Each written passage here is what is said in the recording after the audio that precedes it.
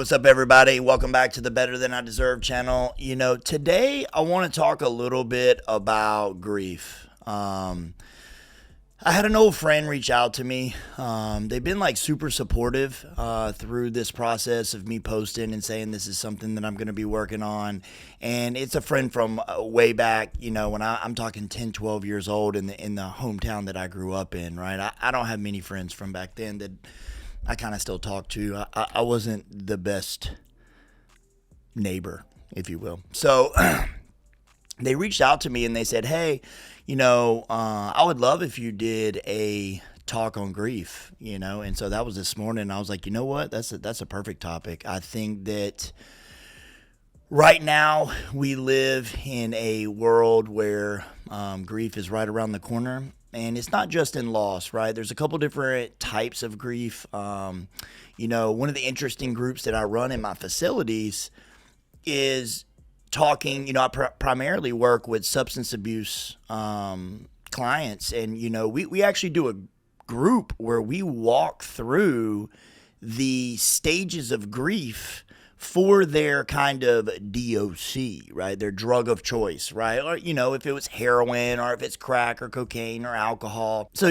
one thing that we do is we actually run their drug of choice through the stages of grief. And I think that might not make a lot of sense to the average person, but if you know someone or if you are someone who has had drug or alcohol issues, when you in that ritual relationship with the drugs and the alcohol, it is like losing a friend, and I think that's the difference between normal people and addicts or alcoholics is that, normal people, alcohol and drugs are something they do. And for, the other side, it's really a piece of them. It's a life vest, life jacket, life rope. I mean, call it whatever you want, right? It's the best friend, right? And I have my own personal relationship with opiates where, there was nothing better. The first time I ever did an opiate, it was like wrapping myself in a warm blanket like I had never felt in my entire life, right?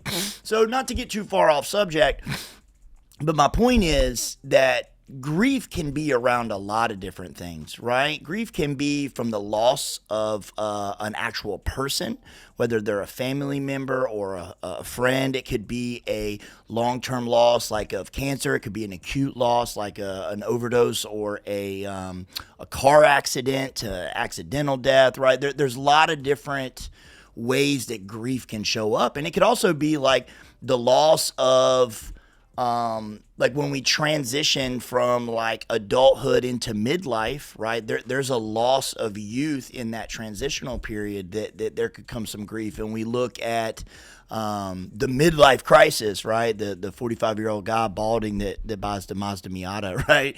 Like that's a kind of grief, right? And not to overlook it. So I say all that to bring everybody on board, right? Let's bring everybody on board because I don't think I've ever met anyone that hasn't experienced some type of grief in their life, whether they know it or not. So this is what I'll say. Out of all the people that I've met, I don't think I know two people that experience grief in the same way. Yeah, I don't know how else to say that. Like, I'm being serious. I don't know two people that experience grief in the same way. So I have a rule when I'm doing grief therapy with someone or with a group of people and I'm kind of discussing grief and we're talking about it. And the first rule is you cannot look at any article or stages of grief in the linear fashion. So linear is 1, 2, 3, 4, 5. Like we're climbing a ladder, right? Grief does not work like that. And I think a lot of people believe that it does, and that gets them into trouble. So they might pull up Google and start searching grief, and they go, oh, I'm at anger and bargaining, right? Stage 3, got through all the other stuff. I got through the pain and the guilt and the shock and denial, right? Like, I'll never have to experience that again. And then 3 days later, when they're back in denial, they start beating themselves up for it, right? And that's when grief can get into a very vicious cycle. So my point is that it is not linear, right? You might start on stage 4, right? Stage 4 of grief. And then you might jump to stage 1. And then you might jump to stage 5, right? And then back to 2, and then back to 1 again, So really, when we're talking about grief, specifically the stages of grief, just understand that it's describing the point in grief that you're at. It's not saying if you're doing good or bad, right? That doesn't really exist when it comes to individual grief. It looks differently for everyone. And I'll tell you this, where I'm at emotionally and spiritually in life, grief has hit me in different ways, completely different ways. I can remember, I'll say this real quick for kind of a personal insight is I lost one of my best friends when I was 14 years old. I witnessed him die. It was April 10th, 1999, and there was a couple of us there. There was an ATV accident, and there was nothing we can do, and it was like something off of a movie, right? Like we're like looking and watching one of our really good friends, his soul disappear in front of us, and there was nothing we can do. And, this group of kids all handled grief differently. And the way that I handled it was I dove into the avoidance of life, right? I just avoided the entire stages of grief by pouring as much alcohol and drugs onto it that I could possibly consume. And I did that for years. With any grief that came up in my life, my greatest coping skill for life was drugs and alcohol, right?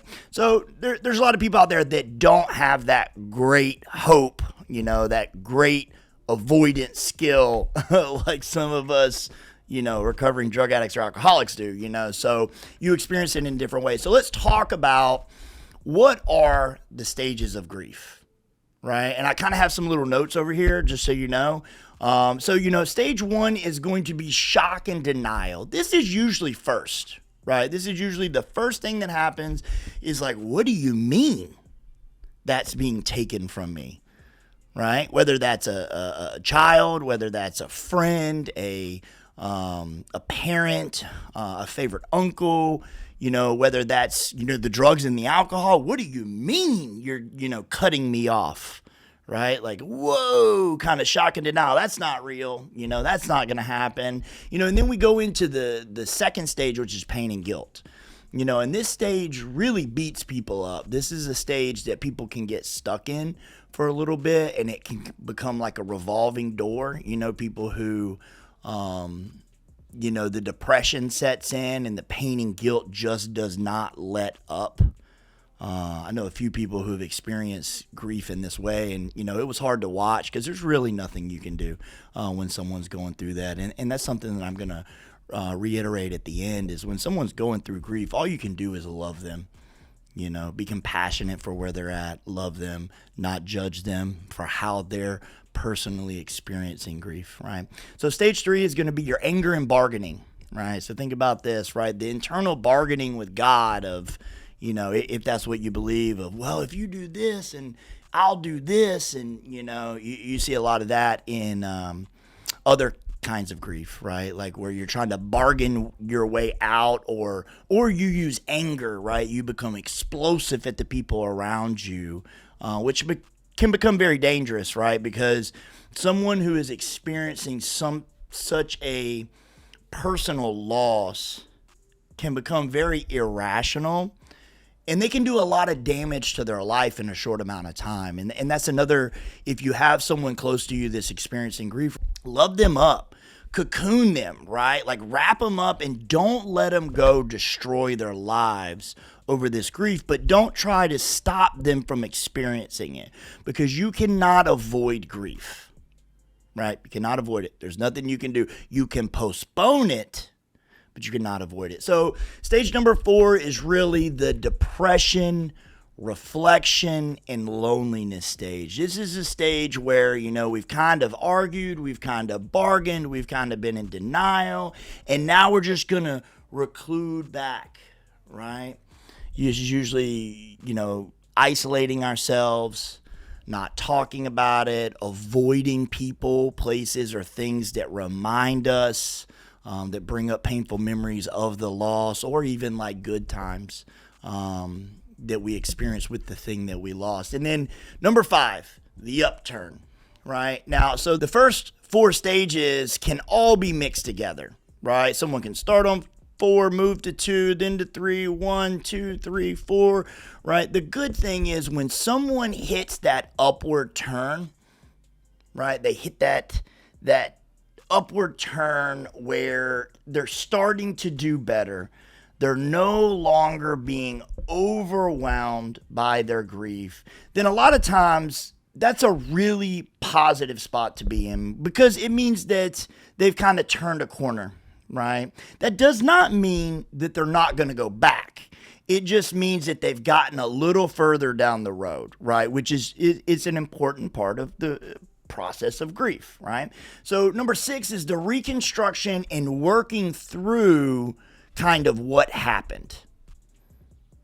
This could look a lot of different ways. So an example of this stage would be like, if I lost someone that was very near and dear to me, maybe instead of it being painful to remember them, maybe now I can start to crack a smile in remembering them, right? Maybe I bring into my life things that we did together in remembrance of this person or this thing, right? Like I'm turning and reconstructing my life to not having whatever I lost in it, right? Super important stage, right? And then the last stage, acceptance and hope. So let's talk about this stage for a little bit, because a lot of times when someone finally moves to a true acceptance and hope, they're usually not going to go back through the ladder, right? Unless it's like, around a specific day or an anniversary, they could definitely revert back for a small amount of time. But usually when someone gets to this acceptance and hope place, they're really turning a corner, because what is acceptance, right? Is acceptance not that we know there's nothing we can do to change the outcome? There's no bargaining, there's no denial, there's no if this, then that, right? Like it just is. It just is, right? And that's acceptance. Like I don't have to like it. And my rule of thumb is if you're talking about acceptance is something you don't like. Good rule of thumb, right? Like if I'm having to accept something, I ain't liking it. I mean, it's true, right? Like I ain't liking something that I'm having to accept, right? It's a pretty good rule of thumb. So the next question is, right, like any topic is, okay, well, how is this helpful? How is this beneficial to me? Okay, cool. So this information can be readily found on Google, right? Go type in stages of grief. Right? Usually you're going to see 5 stages of grief, right? This 7 stage of grief is a little bit different. I like it a little more. It kind of pulls out and it has this acceptance and hope and this upward turn, which are some added stages. But I like those because I think those are important things that actually do happen when someone's processing grief. So I like to use this model, the 7 stages versus the 5. The one thing that I would say is what is important about this is if you're someone who is struggling with grief, or you have someone you love that is struggling with grief, you can now identify where they're at, right? You can look it up, say, man, this person's acting a little weird. What's going on? Let me pull this up, take a look at where they're at, and see how I can be most helpful based upon where they're at. I think that's a super helpful, thoughtful thing to do. Right? So, all that being said, I want to say a couple things about grief from my experience of personally going through it and then also working with people that are going through it. Number 1, do not try to take away from someone's experience with grief, right? Don't try to tell them they're overreacting. Don't do that. Right? Like that, what does that do? Pick up your bootstraps. I get it, but you're not being helpful, right? That's like telling someone who's depressed to just get up and work harder.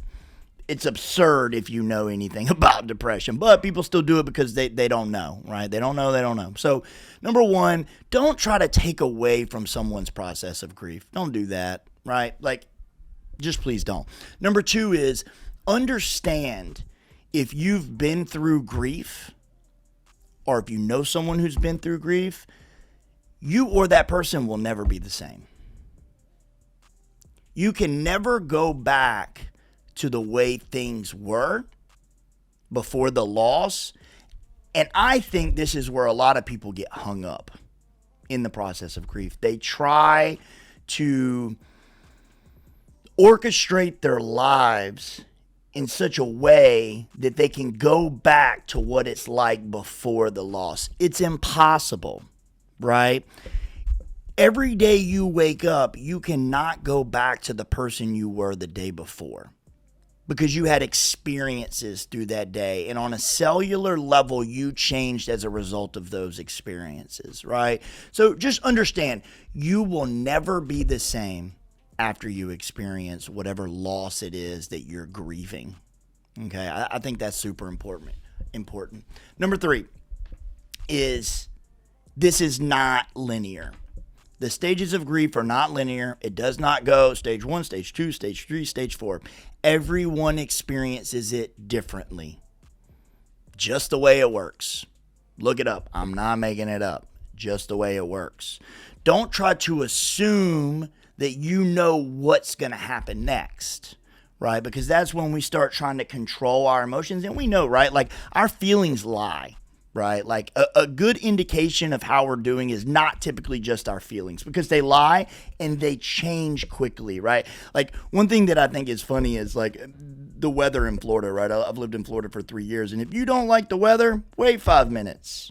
A lot of times that's how we are with our emotions, right? If I don't like the way I'm feeling, wait 5 minutes, right? More than likely, it's going to change or shift or, become different than it was. I'm constantly evolving and changing, even if it's just a little bit. So, you're never going to be the same. The last thing that I would like to say about grief is this, is that let yourself off the hook.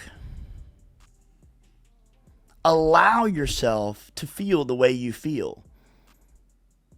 Stop trying to not feel how you're feeling. And I know all that sounds weird and redundant, but go back and listen to it again, right?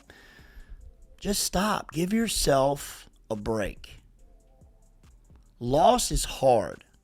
Being human is hard.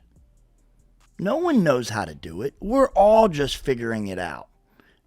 Be easier, be softer with yourself, and be softer with the people around you. You don't have any idea what someone else is experiencing. You don't. You have no clue, right? And so do your best to bring some compassion, some love, and some tolerance into that space. That is how you are going to help someone the most who is experiencing grief. Right. Last thing is this. If you're just really overwhelmed with grief, please Google a local grief therapist in your area. Some face-to-face time with someone that is trained in grief processing. They are going to change your life, right? They're going to absolutely change your life. Don't be scared of it. Go sit down in front of someone who works through grief day in and day out and listen to what they have to say. I promise you they will help smooth some of this stuff out for you. I hope this was helpful for y'all, right? Like a lot of this stuff is information you can find online. Sometimes it helps to just hear someone talking about it. Grief is part of being human. Loss is a part of being human. The older we get, the more we realize that. I hope everybody has a blessed day. You're absolutely better than you deserve and you're worthy too. Don't forget it.